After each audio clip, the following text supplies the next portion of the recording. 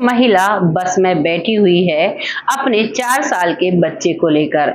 वहीं पर एक मुस्लिम महिला भी अपने बेटे के साथ बैठी हुई है। वो मुस्लिम महिला काफी उम्रदराज थी। उसके बेटे की उम्र करीबन 30 साल थी और वो भी वहां पर बैठी हुई थी। साथ ही साथ हिंदू महिला अपने छोटे से बच्चे को लेकर बैठी हुई थी। बस चलती है और जो वो महिला है वो अपनी ननद के यहाँ जा रही थी। उसके पास काफी सामान था और उसका जो छोटा बेटा था, जब बस रुकती है, बस जाती है, बस रुकती है केला डाड़ी गांव में, और वहां पर जैसे ही बस रुकती है और वो महिला जो बुर्का वाली मुस्लिम महिला थी, वो जब उतर कर चलने लगती है तो उसी के साथ उस महिला का 4 साल का बेटा, जिसका नाम कृष्णपाल होता है, वो उस बुर्के वाली महिला का बुर्का पकड़कर उसके पीछे पीछे चलने लगता है। हिंदू महिला जब अपना सामान उठाती है तो वो अपने बेटे को देखती है, तो वो देखती है खिड़की से कि उसका बेटा तो बस से उतर चुका है और उस महिला के पीछे पीछे जा रहा है। वो महिला जैसे तैसे अपना सामान लेकर नीचे उतरती है और भागती भागती कहती है, ए बच्चा चोर, कहाँ जा रही हो? मेरे बच्चे को क्यों चुरा कर लेकर जा रही हो? वो हिंदू महिला जैसे ही आवाज लगाती है तो चारों तरफ लोग इकट्ठा हो जाते हैं और इकट्ठा होने के बाद उस महिला की तरफ बुरी निगाहों से देखने लगते हैं, जो मुस्लिम महिला होती है। लेकिन मुस्लिम महिला बिल्कुल गलत नहीं थी। वो उस बच्चे को नहीं ले जा रही थी। जैसे ही वो बच्चा उस महिला के चेहरे की तरफ देखता है तो कहता है कि अम्मी जान, कैसी हो आप? 4 साल का बच्चा एक बहुत ही उम्रदराज महिला से कहता है, अम्मी जान कैसी हो? इधर वो महिला कहती है, मेरे बच्चे को चुरा कर लेकर जा रही है। जब भीड़ पूछने लगती है कि तुम किसके बेटे हो, तो वो बच्चा जो 4 साल का होता है वो उस मुस्लिम महिला से कहता है कि मैं इनका बेटा हूँ। उधर वो महिला खड़ी देखती रह जाती है। वो महिला डांट लगाती है और कहती है, क्यों रे, पिटवाएगा मुझे? और ये तुम क्या कह रहे हो? अपनी माँ को ही पहचानने से मना कर रहे हो।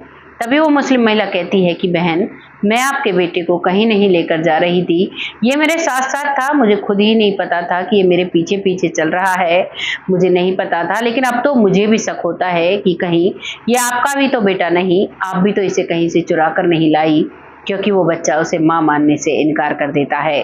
और भीड़ बड़ी ही अजीब निगाहों से दोनों महिलाओं को देख रही थी और ये अंदाजा नहीं लगा पा रही थी कि ये किसका बच्चा है। इस कहानी को जानने के लिए कि ये किसका बच्चा है, आखिर में हुआ क्या था, इस सब सारी घटना को जानने के लिए आपको मेरे साथ वीडियो में अंत तक बने रहना होगा। तो शुरू करते हैं ये कहानी शुरू करने से पहले आप सभी से प्यारी सी रिक्वेस्ट की वीडियो को पूरा देखिएगा और चैनल को सब्सक्राइब जरूर कीजिएगा जिन्होंने सब्सक्राइब नहीं किया है। तो कहानी शुरू करते हैं। नमस्कार, मैं महक चौधरी आज आपके सामने फिर से एक पुनर्जन्म की कहानी लेकर आई हूँ। आज की कहानी का शुरुआत में मैंने आपको बताया एक हंगामा हो रहा है, काफी भीड़ लगी हुई है। वो हंगामा किस वजह से होता है, इस वजह को जानेंगे। ये कहानी शुरू होती है बरेली के जयनगर गांव से।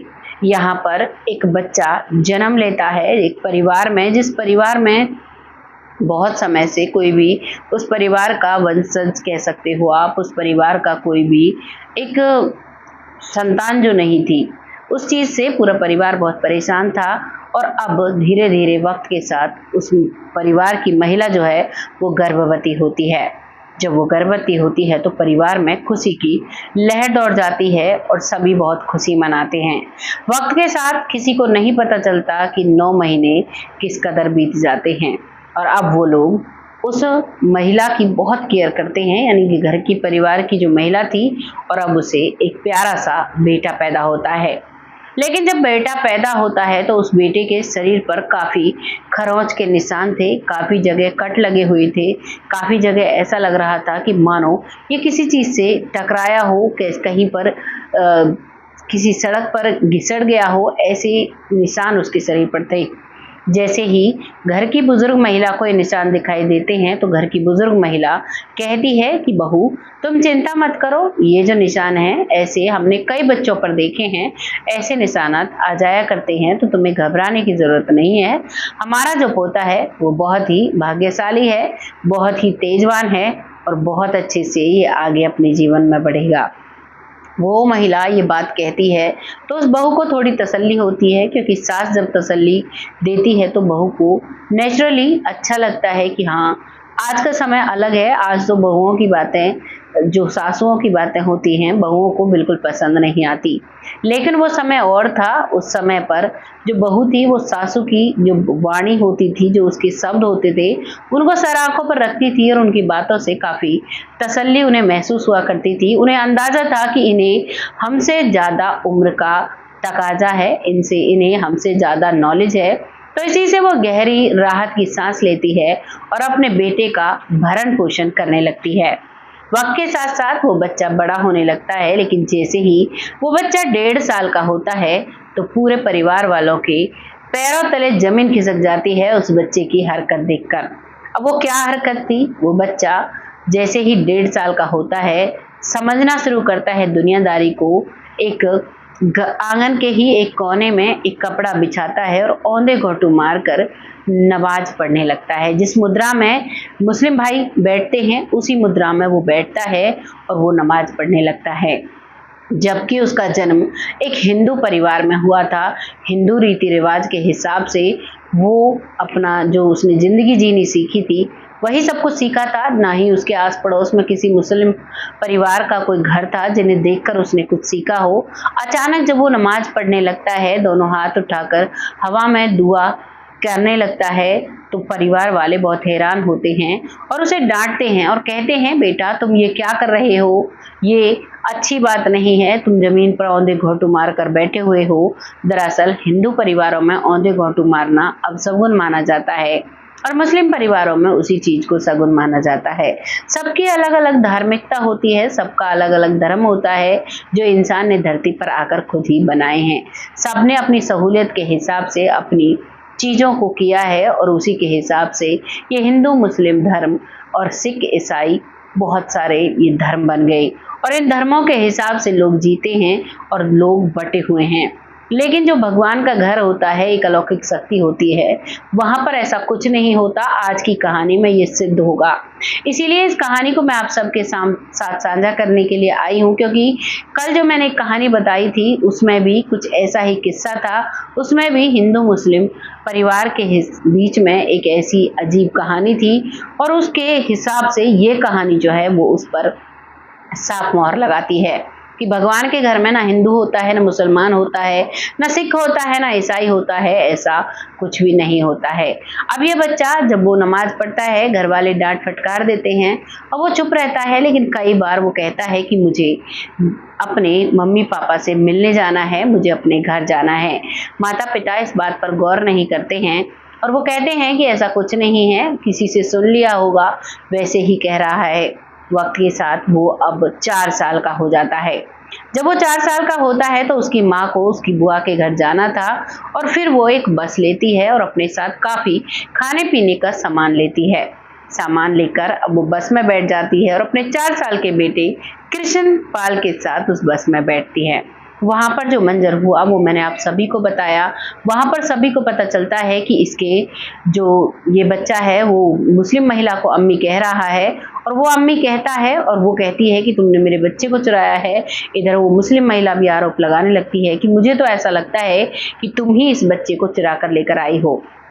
लोगों की भीड़ लगी हुई थी और अब सभी इसी बात का इंतजार कर रहे थे कि इसकी असल माँ कौन है। बच्चे से पूछा जाता है तो बच्चा उस मुस्लिम महिला को कहता है कि ये मेरी अम्मी जान है। अब वो कहती है कि नहीं ये मेरा बेटा है, तो वहाँ पर जो हिंदू महिला है वो कई सारी बातें बताती है और अपने बेटे को वहाँ से ले जाती है। भीड़ अपने अपने घर चली जाती है। मुस्लिम महिला भी कहती है कि ये मेरा बेटा नहीं है, मेरा तो काफ़ी बड़ा बेटा है, वो मुझसे आगे जा चुका है, आपको कोई गलतफहमी हुई है, मैं आपके बेटे को कहीं नहीं लेकर जा रही। दोनों में सुलह हो जाती है, दोनों अपने अपने घर चले जाती हैं। वो बच्चा रोता पीटता हुआ अपनी हिंदू माँ के साथ चला जाता है। अब वो अपनी ननद के घर जाती है, वहाँ जाकर सारा वाक्यांश बताती है और इस वाक्यांश को सुनकर सभी बहुत हैरान होते हैं। उसकी जो ननद है वो भी अपने भतीजे को डांटती है, क्यों रे, इतने दिनों में तो भगवान ने तुम्हें दिया है और अब भी तुम एक मुस्लिम महिला को अपनी माँ बताते हो, ये गलत बात है। एक बुआ जैसे अपने बच्चे भतीजे को डांटती है, समझाती है, बिल्कुल वैसे ही उसकी बुआ भी उसे समझाती है। लेकिन उस बच्चे के दिमाग पर तो कुछ और ही सवार था। 2 दिन निकलते हैं और फिर वो जब घर में बातें कर रही थी ननद भाभी, तो सुबह सुबह ही जो वो लड़का है वो उसी मुस्लिम महिला के घर पहुंच जाता है। उस माँ, जो माँ थी हिंदू माँ, वो अपने बेटे को ढूंढती है लेकिन उसका कृष्णपाल उसे कहीं नहीं मिलता है। वो पूरे गांव में हंगामा करती है कि मेरा बेटा गायब हो गया, मेरा बेटा कहाँ चला गया। तो कुछ लोग बताते हैं कि हमने उसे इधर जाते हुए देखा। तो वो वहाँ पहुँचते हैं तो वहाँ वो उस मुस्लिम महिला की गोद में सर रख कर लेटा हुआ था। ये सारी चीजें देखते हुए ही, ये माहौल देखते ही हिंदू माँ जो होती है वो बहुत गुस्से में आ जाती है और आते ही कहती है, तुमने ऐसा क्या जादू टोना कर दिया जो मेरा बेटा तुम्हारे पीछे पीछे आ रहा है? ऐसा तुमने क्या किया है? जरूर कुछ ऐसा किया है, मेरा बेटा तुमने बहका लिया है। तो वो वहाँ पहुँचती है तो जो मुस्लिम महिला है बड़ी ही नम्रता से कहती है कि बहन तुम यहाँ आ जाओ, मैं ये नहीं कहती ये मेरा बेटा नहीं है, और ये मैं ये भी नहीं कहती ये तुम्हारा बेटा नहीं है। एक अजीब सी पहेली उस हिंदू महिला के सामने खड़ी हो गई थी कि एक मुस्लिम महिला कह रही है कि मैं ये नहीं कहती कि मेरा बेटा नहीं है। दरअसल वो उसे अपना बेटा कह रही थी। अब वो कहती है कि तुम किस हक से इसे अपना बेटा कह रही हो? तभी जो छोटा सा बच्चा होता है वो कहता है कि माँ, मेरा नाम इरफान था और मैं इसी परिवार का बेटा हूँ और मैं यहीं पर रहा करता था, और जब मैं अपने कॉलेज जा रहा था, बीए की पढ़ाई कर रहा था, तो उस दौरान एक एम्बुलेंस से टकरा कर मेरा एक्सीडेंट हुआ था। मैं अपनी राजदूत बाइक पर, मोटरसाइकिल पर जाया करता था। सब लोग मुझे बड़े ही एक अजीब सी निगाहों से देखते थे, सब लोग मुझसे चिढ़ते थे। मैं बहुत ही अच्छे से रहा करता था। मेरे पिताजी, जिनका नाम होता है बली मोहम्मद, जो कि एक अध्यापक है, बहुत अच्छे से उन्होंने शिक्षा ग्रहण की और हम लोग भी बहुत अच्छे से पढ़े लिखे हैं, बहुत अच्छे से पढ़ते थे। मेरी माँ भी बहुत पढ़ी लिखी हैं। एक छोटा 4 साल का बच्चा इस तरीके से बात कर रहा था कि उसकी अपनी माँ ही, ऐसा लग रहा था कि वो किसी बेगाने घर में बैठी हुई है, किसी बेगाने बच्चे से बात कर रही है। उसकी आंखों से आंसू छलकते हैं।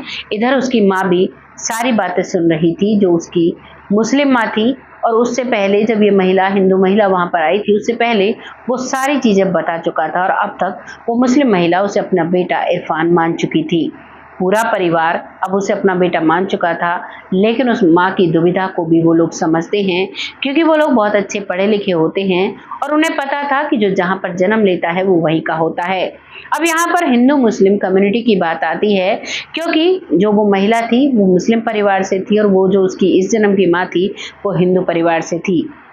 जब उससे पूछा गया तो वो कहता है कि जब मैं इस दुनिया से गया तो मुझे हनुमान जी के दर्शन हुए थे और उसके बाद मेरा जन्म हो जाता है और मुझे कुछ भी दिखाई नहीं देता है। वो बच्चा बस इतनी छोटी सी बात बताता है और उसके बाद अब उसकी हिंदू माँ समाज के हिसाब से उसे अपने घर ले आती है, लेकिन अब जो उसकी मुस्लिम माँ है वो उसे वक्त वक्त पर मिलने आती रहती है और वक्त के साथ वो बड़ा होने लगता है। धीरे धीरे जब वो बड़ा हो जाता है तो ये बातें जब उसकी माँ उसे बताया करती तो उसे कोई बुरा नहीं लगा करता। उसके पिता को बताती है। शुरू शुरू में तो वो भी डर जाते हैं, लेकिन वक्त के साथ अब वो सब समझ जाते हैं। बताया जाता है कि 12 साल तक उस लड़के ने अपनी नमाज पढ़ी थी और 12 साल के बाद उसने अब नमाज पढ़ना बंद कर दिया था, क्योंकि उसे बोध हो चुका था कि जब वो इस दुनिया से गया तो उसे हनुमान जी के दर्शन हुए थे और अब वो हिंदू धर्म में पैदा हुआ है तो उसी के हिसाब से वो सारी चीजें मानता है। लेकिन वो ये कहता है साफ साफ कि चाहे हिंदू हो, चाहे मुस्लिम हो, चाहे सिख हो, चाहे ईसाई हो, पुनर्जन्म सभी का होता है। अगर पुनर्जन्म नहीं होता तो हम लोग कहाँ से आते। आज वो काफी साल का हो चुका है, अपने जीवन में वेल सेटल्ड है, बहुत अच्छे से रहता है। अब वो बरेली के एक जयनगर गांव में रहता है और जो उसका पहला जन्म था वो केला डाड़ी गांव में था और केला डाड़ी गांव में ही उसकी बुआ की शादी हुई थी। वहीं पर वो उनसे मिलता है और वो परिवार, अब तो शायद उसकी जो माँ है वो इस दुनिया में नहीं रही, लेकिन वो बहुत अच्छे से अपनी जिंदगी जी रहा है। और वो महिला भी मरते दम तक भी मानने लगी थी कि हिंदू मुस्लिम चाहे कोई भी हो, लेकिन पुनर्जन्म होता है, क्योंकि उसका बेटा, गया हुआ बेटा वापस आ जाता है। बहुत से लोग, बहुत से परिवार ये चीज देखकर जान भी गए हैं कि वाकई में पुनर्जन्म होता है। ये कहानी यहाँ समाप्त हो जाती है। आपको इस कहानी को सुनकर कैसा लगा? क्या पुनर्जन्म पर आप विश्वास करते हो या नहीं करते हो? हम तो पुनर्जन्म पर बिल्कुल विश्वास करते हैं और तभी हम ये सच्ची कहानी आप सबके साथ साझा करते हैं। आपको जैसी भी कहानी लगी है कमेंट सेक्शन में ज़रूर लिखिएगा, लोगों के साथ शेयर करिएगा। बहुत जल्द ऐसी ही किसी सच्ची और अच्छी स्टोरी के साथ आती हूँ। अब वक्त आता है लोगों का जो लोग हमें दिल से प्यार करते हैं, बहुत अच्छे बहुत प्यारे कमेंट करते हैं, जिनमें सबसे पहला कमेंट आता है मंजू चौधरी जी का, जो मैंने काफ़ी समय से मैं वीडियो नहीं ला पा रही थी, कुछ प्रॉब्लम थी, और उनका कमेंट आता है कि मैं आपसे बहुत गुस्सा हूँ, आप वीडियो नहीं लाते हो। आपका तहे दिल से आभार व्यक्त करती हूँ और बिल्कुल ऐसा महसूस हुआ जैसे बड़ी बहन डांट रही हूँ और कह रही हूँ कि अपने काम को नियमित तौर पर करो, और बहुत अच्छी कहानी आप लेकर आते हो, उन्हें नियमित तौर पर लेकर आओ। बहुत अच्छा महसूस होता है, ऐसा लगता है कि वाकई में हमारा परिवार है। अगला नाम आता है जो रामायण कुशवाहा जी हैं, लाडो बिटिया कहकर उनका कमेंट आता है, और बहुत जल्द कमेंट करते हैं, बहुत प्यार से पूरी वीडियो को देखते हैं, अपनी राय रखते हैं। बहुत अच्छा लगता है जब आप लोग ऐसे सपोर्ट करते हो, अपनी बिटिया को ऐसे ही आशीर्वाद देते रहें और आगे बढ़ने का मौका देते रहें। अगला नाम आता है सुरेंद्र पालकर जी, जो बहुत अच्छे से कमेंट करती हैं, बहुत प्यारा कमेंट आया है, आपका तहे दिल से आभार व्यक्त करती हूँ, ऐसे ही अपना सपोर्ट देते रहें। अगला नाम आता है सरयू बाला जी, जो बहुत अच्छे से सपोर्ट करती हैं, बहुत प्यारे कमेंट होते हैं, आपका तहे दिल से आभार व्यक्त करती हूँ, ऐसे ही अपना सपोर्ट बनाए रखें। अगला नाम आता है पिंकी भोई जी, जो बहुत अच्छे से सपोर्ट करती हैं, बहन कहकर सम्मानित करती हैं, बहुत अच्छा लगता है, ऐसे ही अपना सपोर्ट देते रहें जिससे कि हम आगे बढ़ते रहें। अगला नाम आता है लखविंदर सिंह जी, जो बहुत अच्छे से सपोर्ट करते हैं, आपका तहे दिल से आभार व्यक्त करते हैं, ऐसे ही अपना सपोर्ट बनाए रखें। जिनको भी वीडियो जैसी भी लगी है अपना कमेंट प्यार से लिखिएगा, और बहुत इंतज़ार रहता है आपके प्यारे से कमेंट का। ऐसे ही अपना साथ अपना प्यार देते रहें, ऐसे ही हमें आगे बढ़ाते रहें, आगे बढ़ने का मौका देते रहें। बहुत जल्द ऐसी ही सच्ची और अच्छी स्टोरी के साथ आती हूँ, तब तक के लिए जय हिंद, जय भारत।